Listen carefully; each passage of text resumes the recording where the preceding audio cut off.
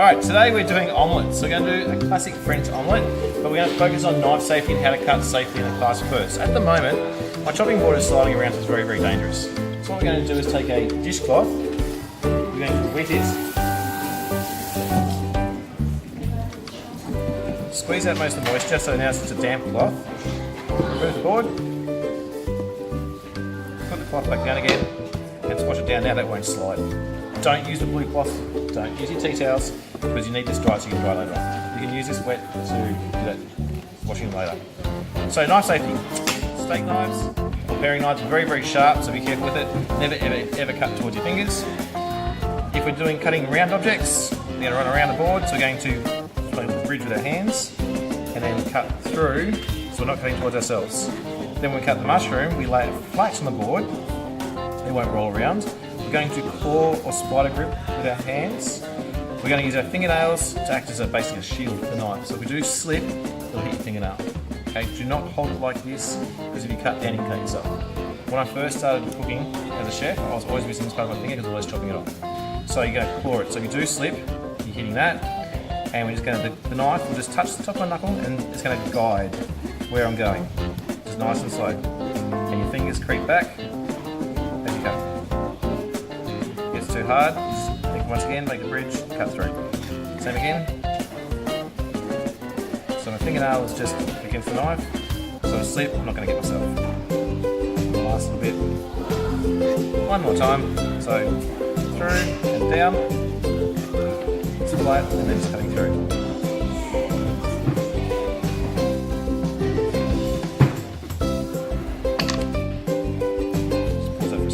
Right, I'm going to show off what I want to show you off in the video. The thing we're going to do is the spring onions. Now, a lot of students, people in general, will cut the white parts off and throw them away. That's where most of the flavour is. We want to keep that. Right, so we're just going to cut off where the roots are, and then any soft, old, loose bits of spring onion, just peel that off. Then you can give it a quick rinse under the tap, and then I'll clean it off. I'm going to, same process, this time my little finger and my thumb are going to squeeze it in, and my fingers are just keeping it guarding, stopping getting cut and guiding the knife. And try and cut it nice and thin. Also, whenever you're cutting, make sure your knife hand is dry. If your knife hand is wet, it's going to slip and you're going to hold the knife tighter, which means you're going to get sore muscles, sore hands, and it just makes it harder to chop. So just nice and dry.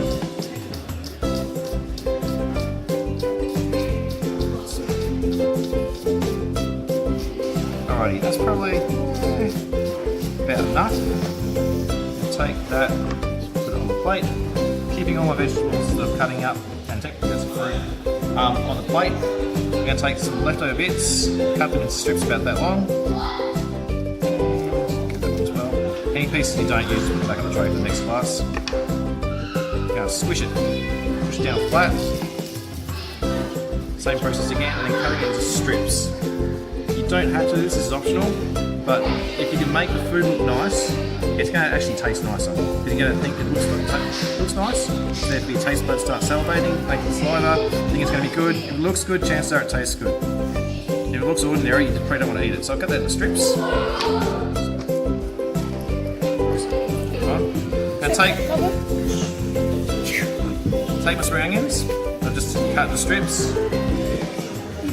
I'm going to put it in a bowl, and then I'm going to cheat. Normally you just put it in cold water. I'm going to put it in hot water and then quickly snap it into cold water again.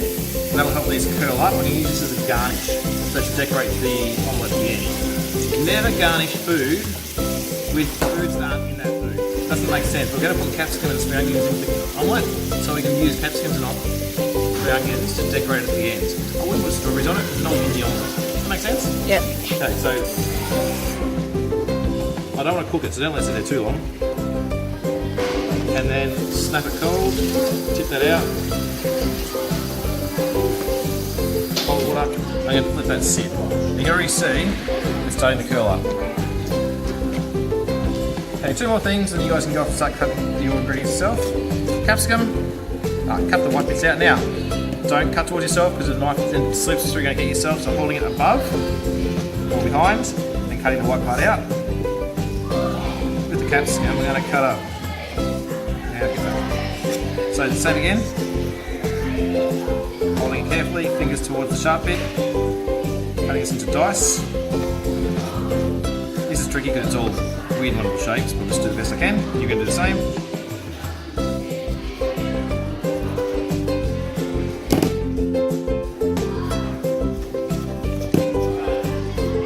So roughly hacking up and dicing as best you can.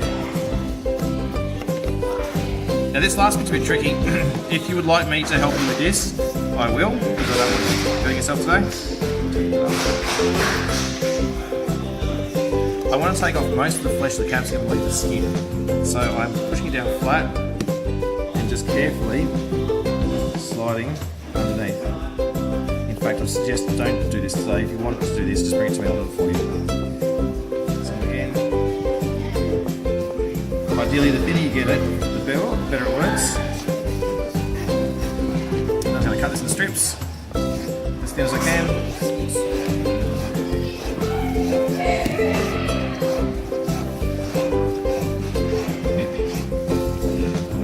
Bowl with the other spring onions, and that will curl up in time. Lastly, the tomato. Now make sure when you do this, you're holding the top. Hang up the knife underneath and curl it around there towards my fingers, nice and slow. And cut that off. Those seeds, and just with the thumb, just scoop the last bit out. Just make your omelette too wet. I want the tomato taste without all that moisture in there, so they'd be too soggy. So you can eat that. The tomato itself, just push it down flat, fingernails towards the knife. Cut the strips and then turn it sideways. Use my little finger and my thumb to squeeze it in and my other fingers to push it down. Fingernails towards the knife and then just cutting it into dice. Now take your time, there's no rush. Nice and slow. Just work as slow as you want to. Once you get better at this and you get used to it, then things get better. It's a nice and slow stage.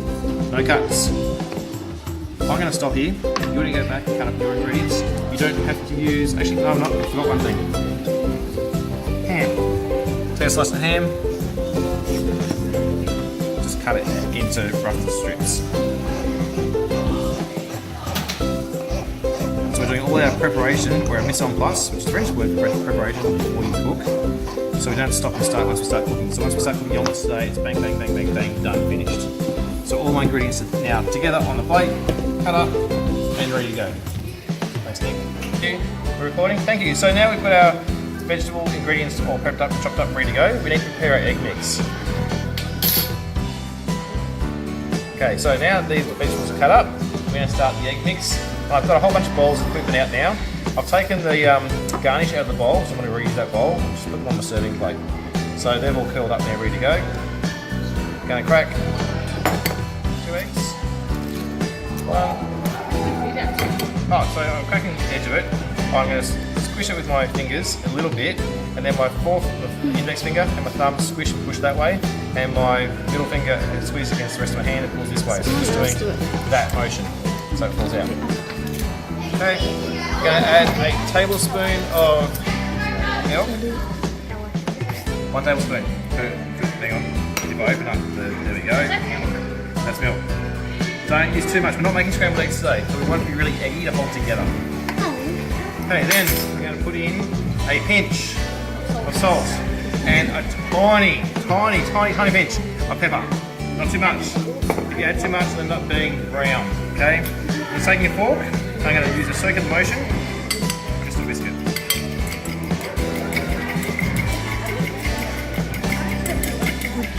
Alright, now you can still see that there's bits of egg yolk in there and bits of egg white that haven't mixed through properly. That's what I want. I don't want it all mixed up too much. I don't want it to be too soft and too broken up. I want it to be stringy. Okay, fork is done. Now, if I was not using non-stick frying pans, I'll use a fork for the next step. Cook it. But we are, so we cannot use forks. So only use wooden spoons. Yeah, turning on the frying pan.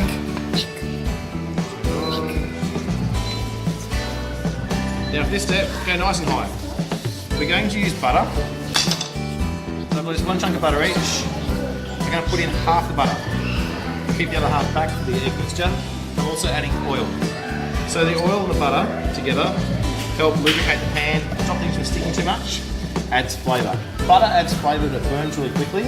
By putting oil into it, the oil raises the burning temperature of the butter so it goes high without smoking and burning. So you imagine the butter would burn about this temperature, oil burns at this temperature. By combining the two, it makes an average of both the temperature. I don't know the exact numbers, but I do know that butter adds flavour and the oil raises the burning point. Starts to sizzle, I know it's ready. Take a sizzle. Yeah, it's pretty good, so I'm going to throw it all together. Now, we're going to put in not the tomatoes, everything else but the tomatoes. Because the tomatoes, well, good question, they'll cook really quickly and they'll turn to mush. And I want my omelette to have chunks of tomato. So I want a warm tomato that I can bite into and know there's tomato in there. If they cook and get a mush, you'll taste the tomato, but you won't see them in there.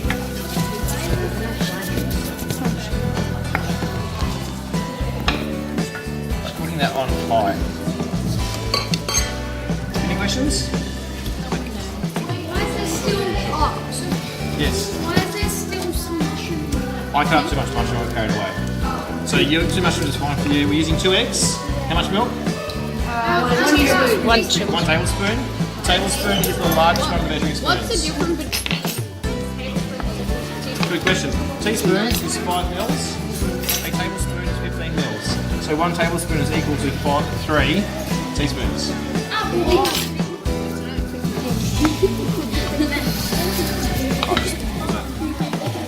Thank you. So now it's starting to cook a bit better. The ham's starting to brown up a little bit crisper. The mushrooms are starting to get a little bit brown as well, so they're colouring, they're cooking, and they're starting to become a little bit soft. At this point in time, I'm going to add my tomatoes. Now, I say to you season the food. I don't say winter. I don't mean winter and summer. I mean add a little bit of salt and pepper. So add a little bit of salt and pepper to it now. Just a touch, not too much, not too much pepper. Okay, I'm just warming it through. Now, right, what I have here already prepared is a clean bowl. I'm not putting it back in the same plate. We don't want to put cooked food back on the plate with raw food wise. That can cause contamination and germs, that sort of stuff. So just warming it through nicely now. So the tomatoes, I'm shaking it to move it, because if it moves, it's not going to sit in the same spot. If it sits in the same spot, it will burn and stick to the pan. Alright, so that's coming out into my bowl. Now I'm all about saving dishes. Don't make too much of a mess. You could use a fresh frying pan. That'll make a mess. I don't want to do that. So I'm going to just scrape out most of it. Grab a dishcloth. Just give it a quick wipe to get out the rest of it. Put the rest of my butter in. Put in some oil again as well. Right, and now to test if it's ready to cook or not, take a little bit of egg and just put in your frying pan. When it starts to sizzle, you know that the egg's ready to go, it's hot enough. Now I'm using induction stove, which means it's much faster. Yours take a little while to heat up. So just keep that in mind, it won't be as quick as this one. Mine's faster, just so I can demonstrate quickly. Here goes my egg. Now we're not making scrambled eggs, we're making omelettes. So I'm not going to stir it and mix it up. You can see it's starting to cook. As it starts to cook, all we're going to do is just drag the cooked egg out of the way so the raw egg fills the spot. And then that will cook. Okay, not stirring around. Ideally you want to have it cooked without having too much colour. It shouldn't be brown, so you don't want to burn it. And I'm going to leave it a little bit snotty, a little bit undercooked. The idea is that when I take it off the stove, it will finish cooking so it's nice and soft. I don't want rubbery omelettes. And also it's starting to cook in one spot, so I've moved the pan this way a little bit to try and get some heat into that part of the pan.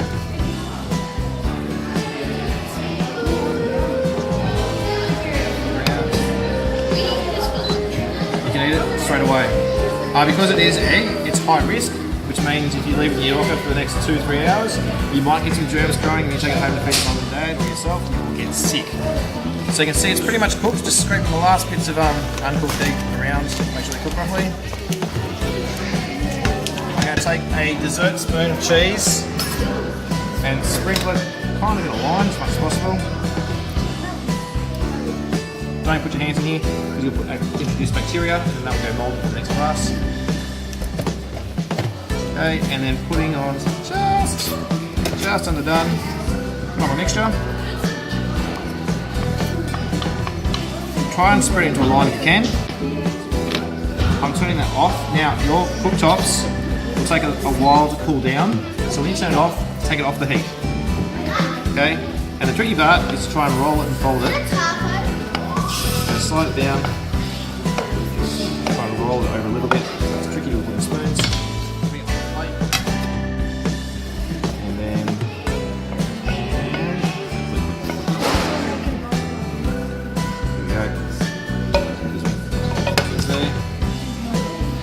lastly, what we can do, I'm just going to get it out.